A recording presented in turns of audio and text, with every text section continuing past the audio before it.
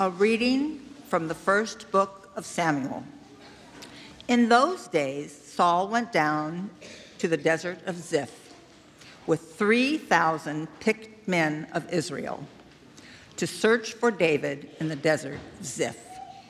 So David and Abishai went among Saul's soldiers by night and found Saul lying asleep within the barricade, with his spear thrust into the ground at his head, and Abishai and Abner and his men sleeping around him.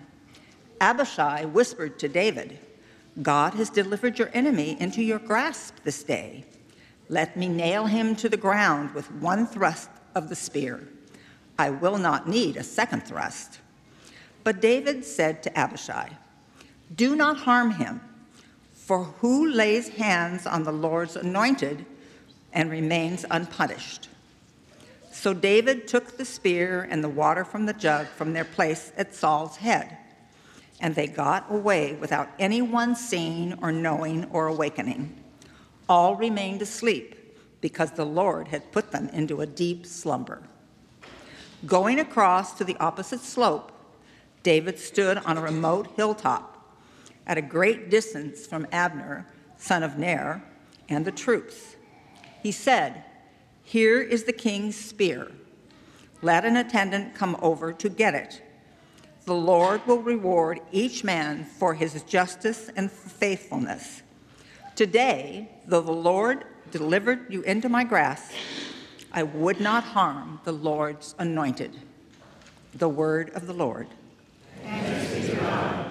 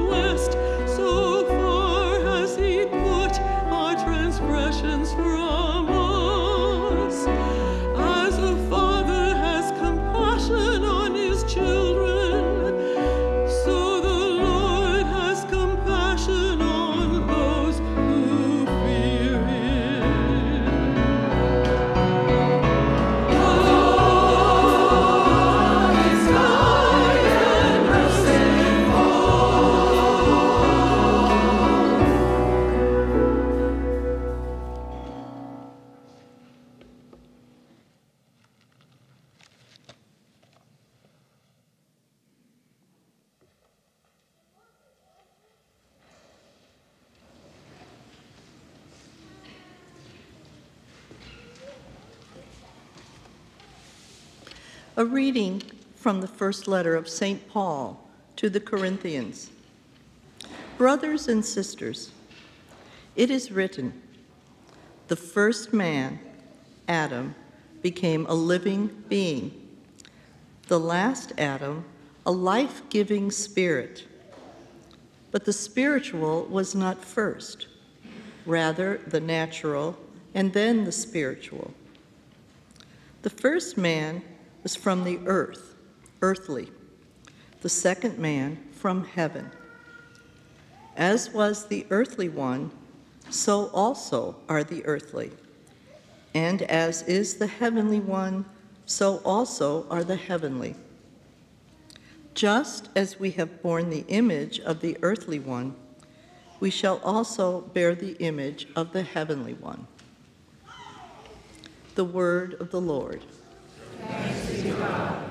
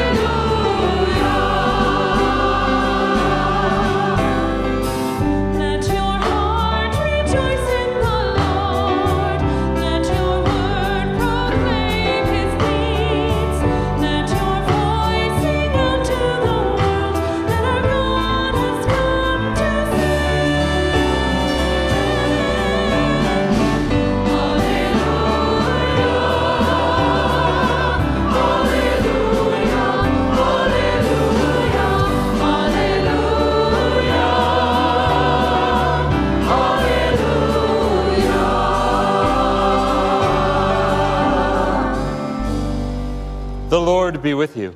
And with your spirit. A reading from the Holy Gospel according to Luke. Glory to you, Lord.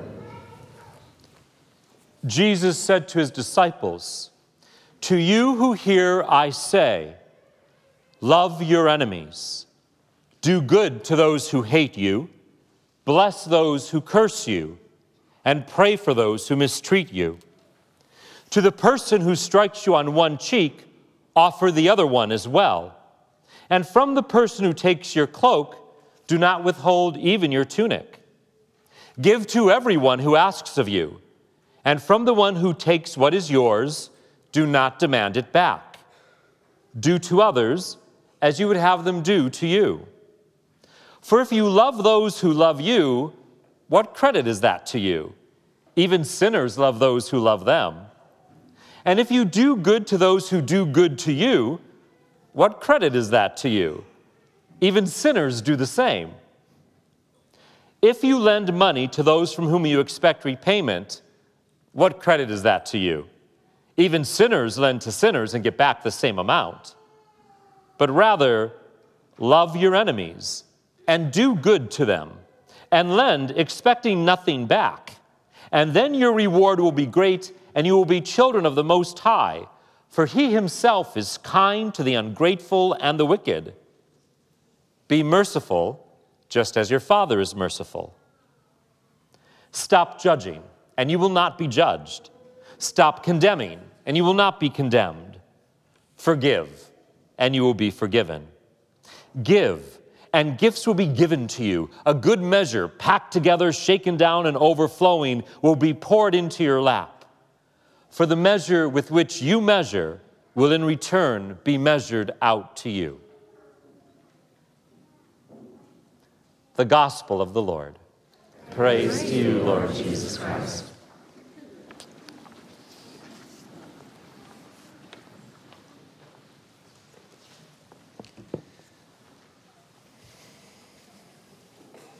Any questions? There's two rather astonishingly remarkable things about this gospel today. The first is, it's really clear.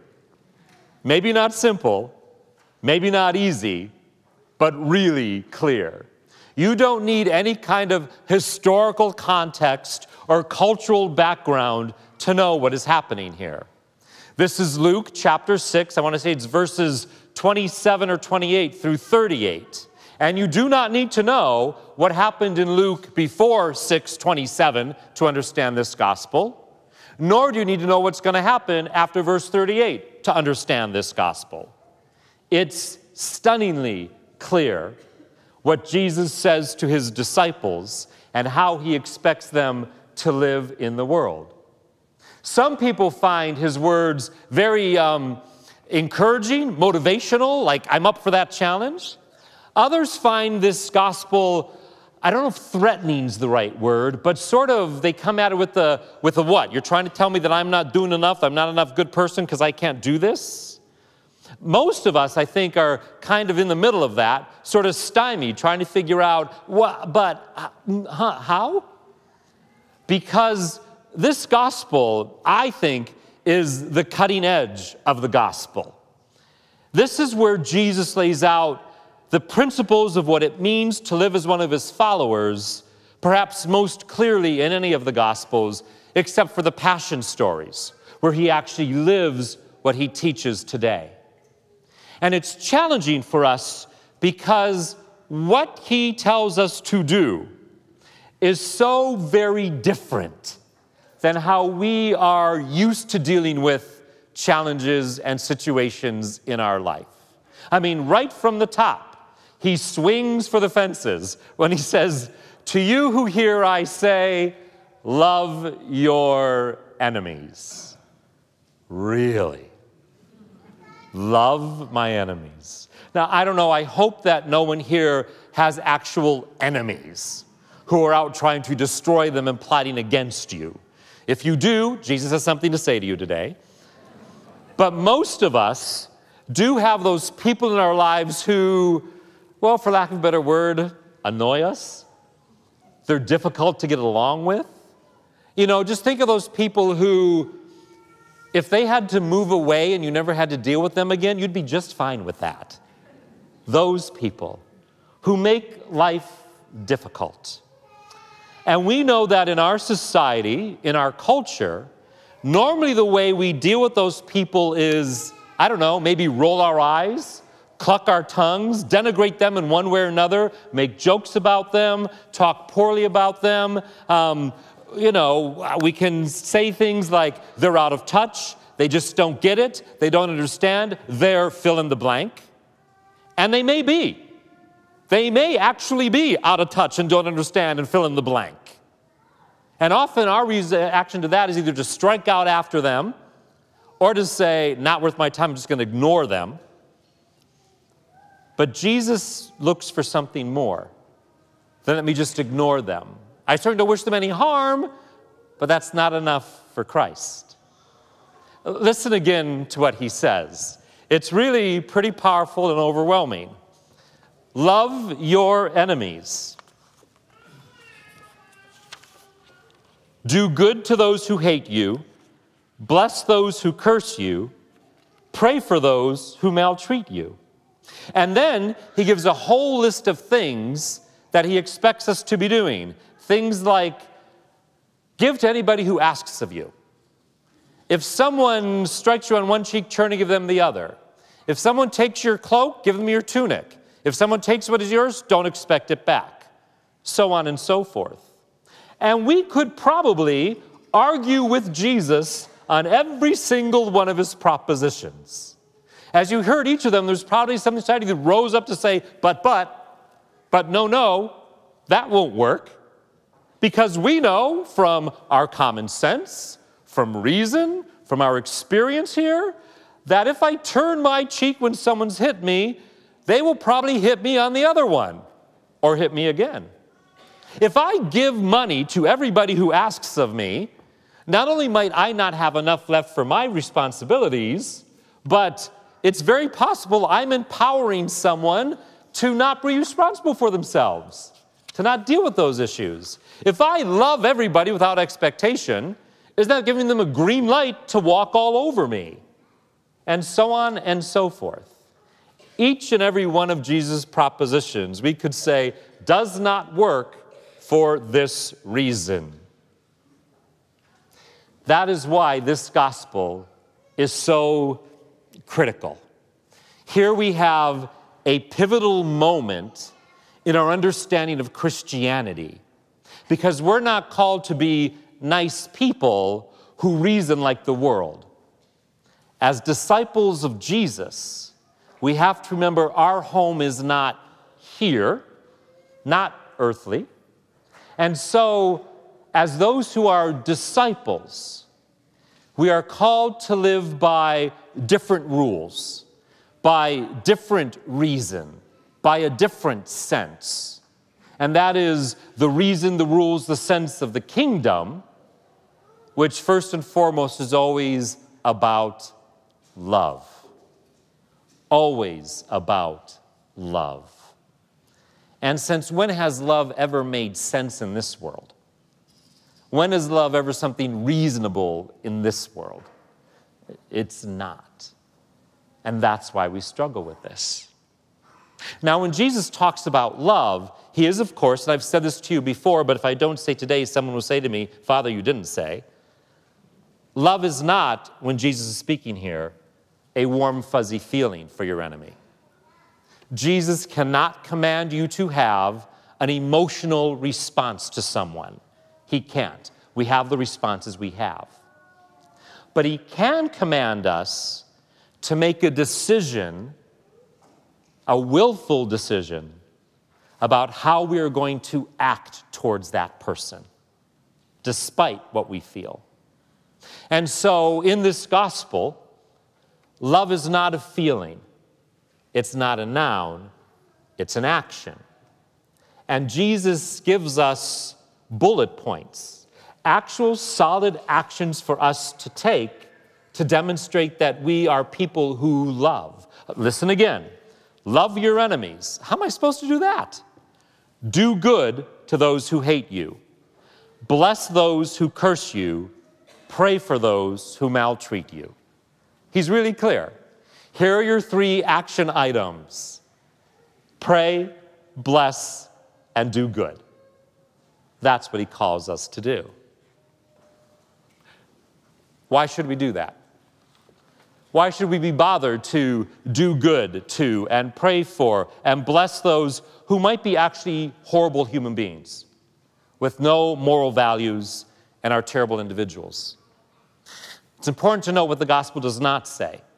It does not say we do those things, bless, do good, and pray for them in the hopes that they will change. That's not the motivation.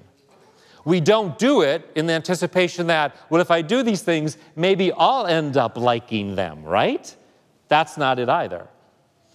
And we certainly don't do it as some sort of holier-than-thou moment. They're horrible, I'm not, I'll pray for them, and therefore stack up coals upon their head, and God will get them when God sees how wonderful I am and they're not. No, it's not some kind of revenge tactic. We do it because that's what God has done for us. Paul says, in his letter to the Romans, that while we were still God's enemies, Christ died for us. And if that's the kind of love and mercy God has toward us, then that kind of love and mercy is expected to be seen in the lives of his children. Love your enemies. Do good, pray, and bless. Now, I said there were 2 amazing things about this gospel today. And the first was that it's just really clear. Difficult, yes, but really clear what Jesus expects. And the second one is this: the scarcity with which this gospel is lived.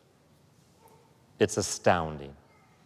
I mean, I think in our society that we're used to people not acting that way. That when someone does act this way, forgives, loves enemies, we sort of go like, wow, that's awesome. That's amazing. I could never do that, right? But when we see people on Facebook or Twitter going at each other, when we see it on the news, on TV, we go like, oh yeah, there you go. That's what this world's about. Wouldn't it be wonderful if here in Livermore, in the places where we pray, in the places where we work, in the places where we live, in the places where we learn, if we were to embody this just a little more? I mean, let's face it, in all honesty, and I include myself, none of us do this perfectly and wholly as well as we should. And none of us will change overnight unless God pours some sort of special grace upon us. But as with most things in the spiritual journey, in a holy life, it's a matter of growth, it's a matter of progress. And from wherever we are with this, if we take Jesus seriously, we can advance in this. He doesn't give us a list of impossible things to do. What he gives us is a list of things that take place when people love authentically. And Christianity is no better expressed authentically than when we love authentically. So here's how we can start to do this. We do what he asks us to do. This week, in your 10 minutes of daily prayer, here's what I encourage you to do. Go back to Luke 6. The reference is in the bulletin. Luke 6, like I say, like 27 through 38, and pray with it again. And then this week, pray for somebody you dislike. Pray for somebody you struggle with. Pray for someone whom you might see as an adversary. Maybe say to someone who's borrowed something from you, don't worry about it. Maybe go out of your way to help a stranger. Maybe have the moxie to actually forgive someone and to not judge someone. Pray for someone you dislike. And that begins to move us in ever small ways towards the ideal that Christ has painted out for us here. If we do that, we may discover astonishingly how remarkably crystal clear it is that when we love the way Jesus loved, it changes this world and changes the next. We are to act as children of the kingdom of heaven, not children of earth. And so our first rule is love, the law of love, the great commandment, to love God and to love neighbor. And as we know, that means loving even those who might be seen as enemies.